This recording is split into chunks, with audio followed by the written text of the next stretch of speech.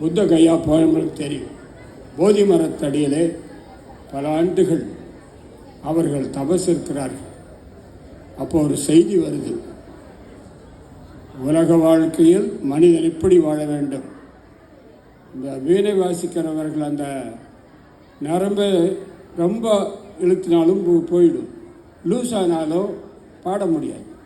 அப்படி இந்த உடம்பை ஒழுங்காக வச்சுக்க, உடலை வளர்த்தேன் உயிர் வளர்த்தேனே, உள்ளம் பெருங்கோயில் ஊனுடம்பு ஆலயம், தெள்ளத் தெளிந்தார்க்கு சீவன் சிவலிங்கம், வள்ளல் பிறாருக்கு வாய்கோபுர வாசல் என்று சொல்லுவது எல்லாம் அந்த உலக வாழ்க்கையில் மனிதன் படுகிற துன்பத்திற்கு காரணம் கண்டறிகிற ஒரு நாள் ஆசை. ஒரு ஆசை மதியம் சொன்னேன், கோடி ஆசை நமக்கு இருக்கிறது. விவேகானந்தர் கதை சொல்லுவார்,